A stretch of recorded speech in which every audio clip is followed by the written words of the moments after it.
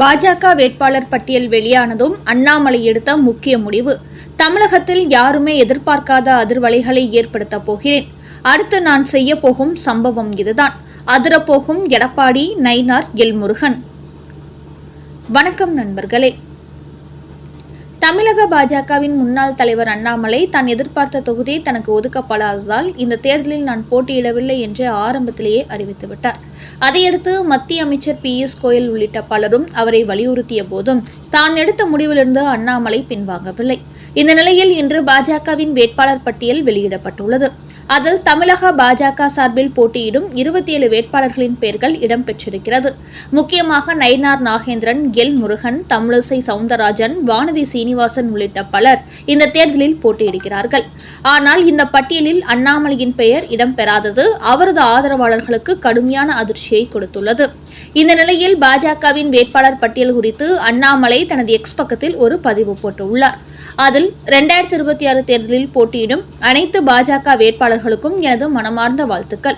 தற்போது தமிழ்நாட்டில் ஊழல் மலிந்த செயலற்ற தன்மை கொண்ட மு.க. ஸ்டாலினின் துரோக ஆட்சி நடைபெற்றுக் கொண்டிருக்கிறது. இந்த ஆட்சியினால் தமிழ்நாட்டு மக்கள் ஒவ்வொரு நாளும் வேதனையின் விளிம்பில் நின்று கொண்டிருக்கிறார்கள். அதனால் திமுக ஆட்சி எப்போது முடிவுக்கு வரும் என்று ஒவ்வொரு சகோதர சகோதரிகளும் எதிர்பார்த்திருக்கிறார்கள். பிரதமர் மோடியின் தொலைநோக்கு மிகுந்த தன்மையுடன் இந்தியா தெளிவான பாதையில் பயணித்துக் கொண்டிருக்கிறது. ஆனால் தமிழ்நாட்டில் தோல்வியடைந்த ஆணவம் நிறைந்த ஒரு சுயநல திமுக ஆட்சியை நடைபெற்றுக் கொண்டிருக்கிறது. இந்த தேர்தலில் தமிழ்நாட்டு மக்கள் நிரந்தர முடிவு கட்டி விடுவார்கள் என்று கூறியிருக்கும் அண்ணாமலை, ஒரு பாஜகவின் தொண்டன் என்ற முறையில் இந்த சட்டசபை தேர்தலில் தேசிய ஜனநாயக கூட்டணி 210 தொகுதிகளில் வெற்றி பெற வேண்டும் என்ற இலக்குடன் அனைத்து வேட்பாளர்களுக்காகவும் தமிழ்நாடு முழுக்க சென்று தீவிர தேர்தல் பிரச்சாரம் செய்ய திட்டமிட்டுள்ளேன். ஒவ்வொரு சட்டமன்ற தொகுதிக்கும் சென்று திமுகவின் கையாலாகாத ஆட்சியை மக்களிடத்தில் எடுத்து சொல்வேன். இந்த ஆட்சியில் தமிழ்நாடும் தமிழ்நாட்டு மக்களும் எந்த அளவுக்கு பின்தங்கி உள்ளார்கள் என்பதை அவர்களுக்கு எடுத்து சொல்வேன். அதேபோல் மத்தியில் பாஜக, தமிழ்நாட்டில் அதிமுக என இரட்டை என்ஜின் ஆட்சி வந்தால் தமிழ்நாட்டுக்கு எவ்வளவு நன்மைகள் கிடைக்கும் என்பதையும் ஒவ்வொரு தொகுதிகள் தோறும் சென்று மக்களிடத்தில் எடுத்துரைப்பேன்.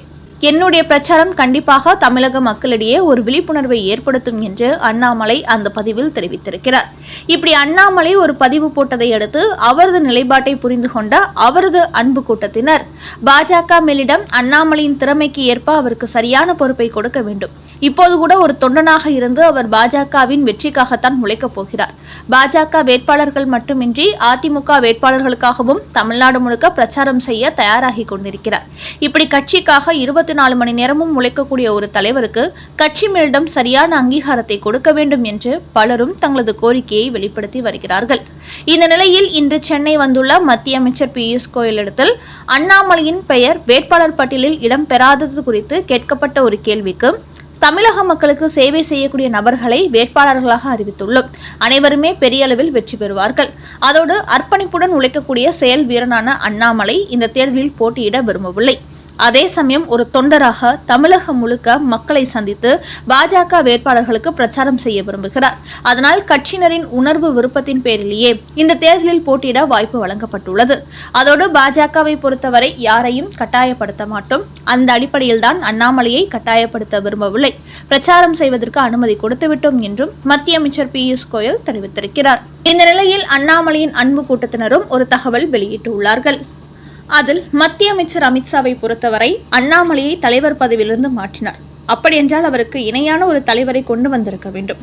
ஆனால் தற்போது தமிழக பாஜகவின் மாநில தலைவராக இருக்கும் நயினார் நாகேந்திரன் ஒரு கட்சி தலைவருக்குரிய எந்த தகுதியும் இல்லாதவர். அதனால்தான் எடப்பாடி பழனிசாமி கொடுத்த 27 தொகுதிகளையும் மறுபேச்சில்லாமல் அப்படியே வாங்கியுள்ளார். அதோடு மத்திய அமைச்சர் அமித்ஷா எடப்பாடியிடத்தில் தொகுதி பங்கீடு நடத்தியதாக சொல்கிறார்கள். அப்படி நடத்தியிருந்தால் எந்த அடிப்படையில் இந்த தொகுதிகளை அவர் பெற்றுக்கொண்டார்?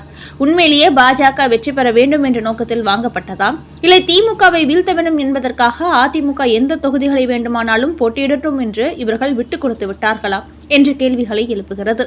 அதோடு கோவையில் அண்ணாமலை போட்டியிட்ட எம்பி தொகுதியில் உள்ள ஒரு எம்எல்ஏ தொகுதியை அதிமுகவிடம் வாங்கி கொடுப்பதில் இவர்களுக்கு என்ன பிரச்சனை வந்துவிடப் போகிறது?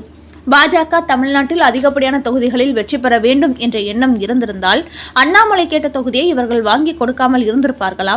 அதுவும் கடந்த மக்களவைத் தேர்தலில் கோவை எம்பி தொகுதியில் திமுக வெற்றி பெற்றது. அப்போது 2வது இடம் பிடித்த அண்ணாமலை அதிமுகவை 3வது இடத்திற்கு தள்ளினார் என்பது குறிப்பிடத்தக்கது. இப்படி 4 லட்சத்துக்கும் மேலான வாக்குகளை பெற்ற அண்ணாமலை தன்னை நிரூபித்து காட்டிய போதும் அவர் கேட்ட தொகுதியை எடப்பாடியிடமிருந்து வாங்கி கொடுக்காமல் விட்டது பாஜக செய்த மிகப்பெரிய தவறாகும். இப்படி செய்வதால் பாஜகவுக்கு மட்டுமின்றி அதிமுகவுக்கு இந்த தேர்தலில் சிக்கல் ஏற்படும். ஏற்கனவே அதிமுகவின் பல முக்கிய புள்ளிகள் அங்கிருந்து வெளியேறி திமுகவில் இணைந்து விட்டார்கள். இதுவே பல தொகுதிகளில் வாக்குகளை பிரிக்கும் நிலை ஏற்படும். இந்த நிலையில் அண்ணாமலை எந்த தொகுதியிலும் போட்டியிடாதது கூட பாஜக தொண்டர்களுக்கு அதிர்ச்சியை கொடுத்திருக்கிறது. இதனால் அவர்களுக்கு கண்டிப்பாக இந்த தேர்தலில் ஓட்டு போட்டு பாஜகவை வெற்றி பெற வைக்க வேண்டும் என்ற ஆர்வம் இல்லாமல் போய்விட்டது. அதனால் பாஜகவில் யாருக்கு முக்கியத்துவம் கொடுத்தால் மக்களின் ஓட்டுகள் கிடைக்கும் என்பதை கருத்தில் கொண்டு அதுபோன்ற நபர்களுக்கு முன்னுரிமை கொடுக்க வேண்டும். ஆனால் அமித்ஷாவோ அண்ணாமலையை மாநில தலைவர் பதவியிலிருந்து மாற்றியவர் இப்போது வரை அவருக்கு எந்த பொறுப்பும் கொடுக்கவில்லை. இப்படி அவருக்கு முக்கியத்துவம் கொடுக்காமல் வைத்திருந்தால் பாஜகவுக்கு தான் பின்னடைவை ஏற்படுத்தும். சட்டமன்ற தேர்தலில் பாஜகவின் வாக்கு வங்கி பெரிய அளவில் சரிவடைய போகிறது. அதை பார்த்த பிறகுதான் அண்ணாமலை தமிழக பாஜகவுக்கு எவ்வளவு முக்கியம் என்பதை மோடியும் அமித்ஷாவும் புரிந்து கொள்வார்கள் என்று கூறியுள்ள அண்ணாமலை அன்பு கூட்டத்தினர், இதுவரை இந்த தேர்தலில் மிகப்பெரிய அளவில் கலப்பணி ஆற்ற வேண்டும் என்று ஆர்வமாக இருந்தோம். ஆனால் அண்ணாமலை போட்டியிடவில்லை என்ற அறிவிப்பு வந்ததும் எல்லா ஆர்வமும் போய்விட்டது என்றும் தங்களது கருத்தினை பதிவு செய்துள்ளார்கள். அடுத்த செய்தி, அண்ணாமலையிடம் ஆதரவு கோரும் அதிமுக வேட்பாளர்கள், எஸ்பி வேலுமணி போடும் பிளான். 2026 சட்டமன்ற தேர்தலில் அண்ணாமலை போட்டியிடவில்லை என்பதால் கோவையில் அவருக்கு இருக்கும் ஆதரவை பயன்படுத்தி தாங்கள் வெற்றி பெற்றுவிட வேண்டும் என்று அதிமுக திட்டம் தீட்டுகிறது. குறிப்பாக கோவையில் எஸ்பி வேலுமணி அண்ணாமலை போட்டியிடவில்லை என்றதுமே அங்கு அதிமுக சார்பில் போட்டியிடும் அத்தனை வேட்பாளர்களையும் முதல் கட்டமாக அண்ணாமலையை சந்தித்து ஆதரவு கேட்குமாறு அனுப்பி வைத்திருக்கிறார். ஏற்கனவே கவுண்டம்பாளையத்தில் போட்டியிடும் வேட்பாளர் நேற்று அண்ணாமலையை சந்தித்து ஆதரவு கேட்ட நிலையில் இன்று அங்குள்ள மற்ற தொகுதிகளில் போட்டியிடும் அதிமுக வேட்பாளர்களும் அண்ணாமலையை நேரில் சந்தித்து ஆதரவு பெற்றுள்ளார்கள். இதற்கு என்ன காரணம் என்றால், கடந்த மக்களவைத் தேர்தலில் கோவையில் அண்ணாமலை அதிமுக வேட்பாளரை விட அதிகமான வாக்குகளை பெற்று 2வது இடத்தை பிடித்தார். 4.5 லட்சம் வாக்குகள் பெற்று கோவையில் தனக்கு வலுவான வாக்கு வங்கி உள்ளது என்பதை நிரூபித்துவிட்டார் அண்ணாமலை.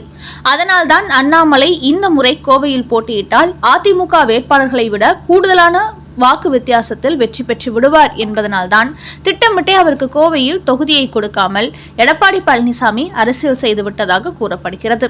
அதேபோல் பாஜகவில் உள்ள எல் முருகன், நயினார் நாகேந்திரன் ஆகியோரும் அண்ணாமலைக்கு எதிராக இருப்பதால் அவர்களும் அண்ணாமலைக்கு கோவையில் தொகுதி கொடுத்துவிடக் கூடாது என்பதில் உறுதியாக இருந்தார்கள். இப்படி பலரும் போட்ட திட்டத்தின் காரணமாகத்தான் அண்ணாமலைக்கு கோவையில் தொகுதி கிடைக்கவில்லை. என்றாலும் அவரது வாக்கு வங்கியை தாங்கள் பயன்படுத்திக் கொள்ள வேண்டும் என்பதற்காக தற்போது எஸ்பி வேலுமணி அதிமுக வேட்பாளர்களை அண்ணாமலையிடத்தில் அனுப்பி ஆதரவு கோரியிருப்பதோடு அவரை தங்களுக்காக பிரச்சாரம் செய்ய வேண்டும் என்றும் கோரிக்கை வைத்திருக்கிறார். அந்த அளவுக்கு அண்ணாமலைக்கு தொகுதி கொடுக்க முன்வராத அதிமுக அவரது செல்வாக்கை வைத்து தாங்கள் வெற்றி பெற்றுவிட வேண்டும் என்று திட்டமிட்டு வருகிறார்கள்.